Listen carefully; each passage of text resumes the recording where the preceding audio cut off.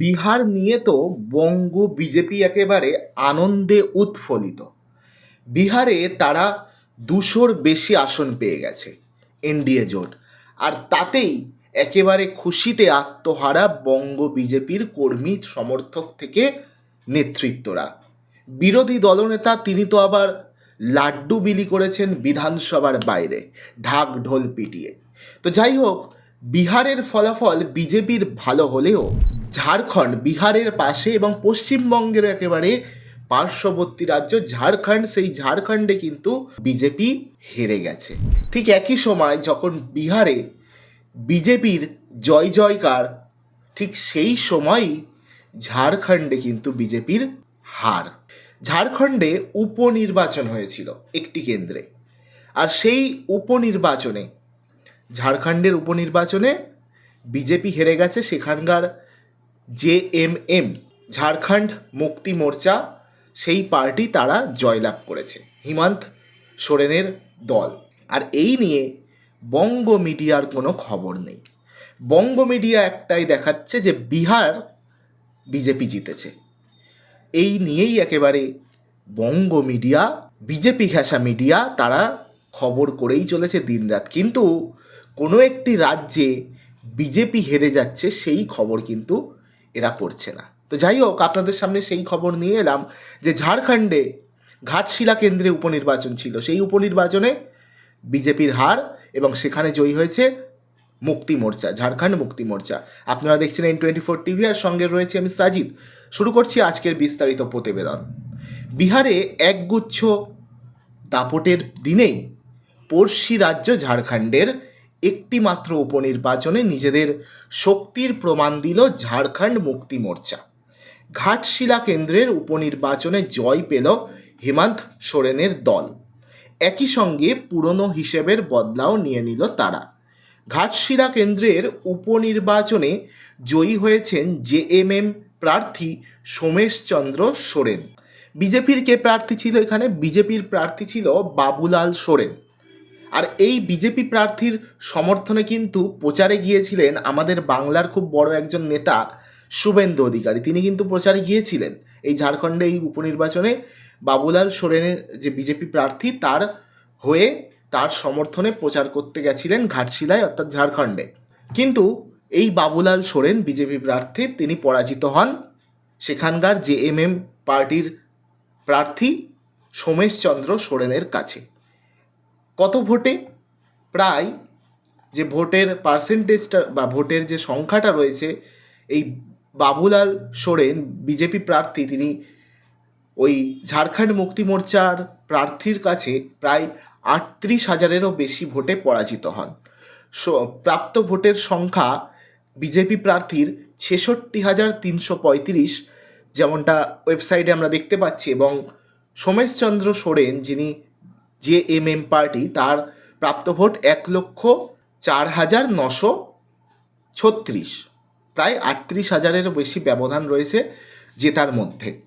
তো এই কেন্দ্রে কে এই বিজেপি প্রার্থী এবং কে এই ঝাড়খণ্ড মুক্তি মোর্চার প্রার্থী, তার পরিচয়টা আপনাদের সংক্ষেপে দেব। যে এই যে বাবুলাল সোরেন, যিনি হচ্ছেন বিজেপির প্রার্থী হয়েছিলেন এবং পরাজিত হয়েছেন, ইনি ঝাড়খণ্ডের প্রাক্তন মুখ্যমন্ত্রী চম্পাই সোরেনের ছেলে। হেমন্ত সোরেন যেই সময় গ্রেপ্তার হয়, আপনাদের হয়তো মনে আছে, হেমন্ত সোরেনকে কিন্তু গ্রেপ্তার করা হয়েছিল। ঠিক সেই সময় যে কদিন জেলে ছিলেন হেমন্ত সোরেন, ঠিক সেই সময় মুখ্যমন্ত্রী পদে বসানো হয়েছিল এই চম্পাই সোরেনকেই। কিন্তু হেমন্ত সোরেন যে মুহূর্তে জামিন পায়, মুখ্যমন্ত্রীর পদ ছাড়তে বাধ্য হন জেএমএমের এক সময়ের শীর্ষ নেতা এই চম্পাই সোরেন। এরপরই ইনি জেএমএম ছেড়ে বিজেপিতে যোগদান করেন। সেই চম্পাই সোরেনেরই ছেলে হচ্ছে এই ঘাটশিলা কেন্দ্রে বিজেপির প্রার্থী, অর্থাৎ বাবুলাল সোরেন। এবার যে জেএমএম প্রার্থী, অর্থাৎ ঝাড়খণ্ড মুক্তি মোর্চার প্রার্থী, তার পরিচয়। রাজ্যের শিক্ষামন্ত্রী এবং ঘাটশিলার বিধায়ক রামদাস সোরেনের মৃত্যু ঘটে, সেই কারণেই কিন্তু ঘাটশিলায় উপনির্বাচন করতে হয়।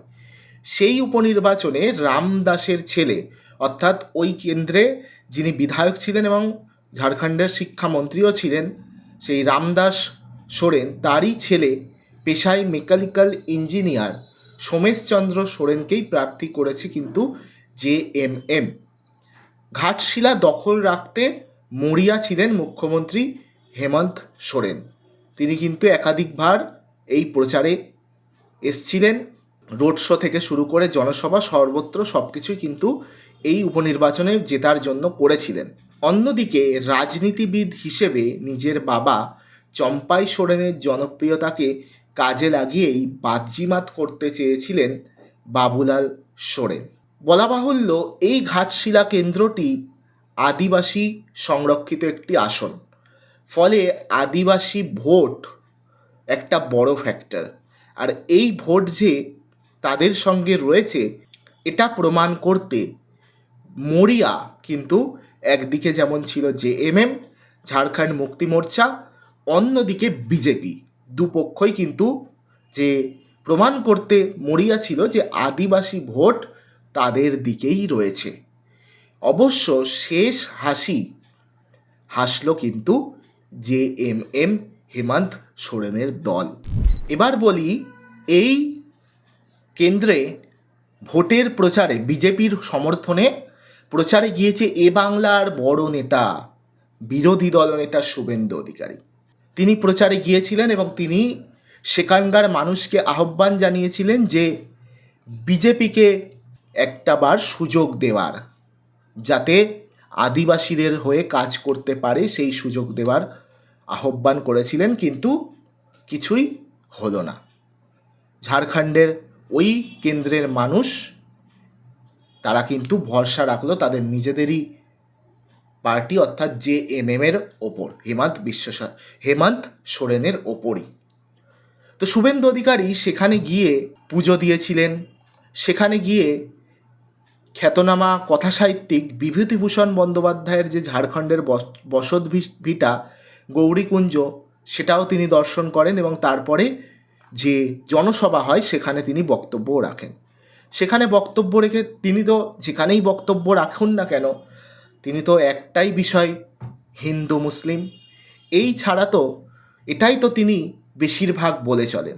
তো সেখানে গিয়েও তিনি কার্যত একই হিন্দু মুসলিম এই ধরনের কথাবার্তায় তিনি বলেছে। কিন্তু তিনি হয়তো ভুলে গেছিলেন ওটা ঝাড়খণ্ড, যেমন বাংলায় এই হিন্দু মুসলিম কথাটা চলে না, তেমন হয়তো ঝাড়খণ্ডেও সেইভাবে হিন্দু মুসলিম কথাটা চলে না। সেটা প্রমাণ করে দিল ঝাড়খণ্ডের ওই ঘাটশিলার উপনির্বাচনে অংশগ্রহণ করা ওই 1 লক্ষ মানুষজন। কি বলেছিলেন সেখানে গিয়ে শুনুন। तब यहाँ का परसेंटेज कितना था, मुस्लिम आबादी कितना था, आज कितना मुस्लिम आबादी हो गया झारखंड में, ये आपको सोचना पड़ेगा। आप लोग को ये घाटशिला का उपचुनाव में एकजुट होकर मोदी जी को सपोर्ट करना चाहिए। मोदी जी को एक संदेश दे देना चाहिए, ये घाटशिला भी है, झारखंड भी है, पूरा देश आपका साथ है, आप लड़ते रहिए, हम लोग आपका साथ है, ये करना ही चाहिए आप लोग को। झारखंड की लोग, घाटशिला का लोग तो एकजुट हो गया, एकजुट होके एकदम हेमंत सोरेन जी को जिता दिया এবং बता दिया कि हम लोग आपके साथ है। শুভেন্দু অধিকারীর কথা মতো আমিও বললাম, ঘাটশিলার মানুষ কিন্তু তারা জানিয়ে দিয়েছে, তারা বলে দিয়েছে যে আমরা একজোটই আছি, আমরা হিন্দু মুসলিম আদিবাসী সবাই একজোট হয়ে হেমন্ত সোরেনকেই ভরসা করেছি। আর একটু শুনুন কি বলেছে। बांग्लादेशी मुसलमान घुसपैठिया बर्बाद, बंगाल को तो बर्बाद कर दिया ही है, झारखंड को भी बर्बाद करने का बात पूरा के पूरा चल रहा है। মানে একটা শান্তশিষ্ট পরিবেশে যে মানুষজন ওখানে রয়েছে, বসবাস করে, কিভাবে তাদের মধ্যে দ্বন্দ্ব বিভেদ ঢোকানো যায় তা কিন্তু একেবারে সচেষ্ট, একদম মরিয়া। কি বলবেন দর্শক, এই যে ঝাড়খণ্ডের ঘাটশিলা উপনির্বাচনে বিজেপি পরাজয়, সেখানে শুভেন্দু অধিকারীর এখনও মন্তব্য, সব জায়গায় তো এই ধরনের মন্তব্য চলে না, সব জায়গায় হিন্দু মুসলিম চলে না। আগে আমরা দেখতাম রাজনৈতিক ব্যক্তিত্বরা উন্নয়নের কথা বলে, মঞ্চে গিয়ে উন্নয়নের নিরিখে ভোট চায়, কিন্তু আজকে রাজনৈতিক নেতৃত্বরা, বিশেষ করে একটি দল তারা ধর্মের ভিত্তিতে ভোট চাইছে মানুষের কাছে। সব মুসলিম ভরে গেছে, সবাই বাংলাদেশি ঘুষপেটিয়া। এনাদের কাছে মুসলিম মানেই বাংলাদেশি ঘুষপেটিয়া, মানে ভারতীয় হতেই পারে না। হ্যাঁ, তবে যদি কেউ বিজেপিকে সাপোর্ট করে, যদি কেউ তার দলকে সাপোর্ট করে, তাহলে তারা হয়ে যায় রাষ্ট্রবাদী মুসলিম। বাকি অন্য পার্টিকে যদি কেউ সাপোর্ট করে, তারা ভারতীয় মুসলিম নয়, তারা রাষ্ট্রবাদী মুসলিম নয়। এনাদের কথা এটাই পরিষ্কার। তো যাই হোক, আজকের প্রতিবেদন এটা ছিল না। আজকের প্রতিবেদন ছিল ঝাড়খণ্ডের যে বিজেপির হার এবং সেখানকার জেএমএম পার্টির তারা জয় পেয়েছে, এবং বিহারের যে জয়কার তার মধ্যেও ঝাড়খণ্ডের খারাপ ফলাফল, এটা আপনাদের সামনে তুলে ধরাই মূল লক্ষ্য ছিল।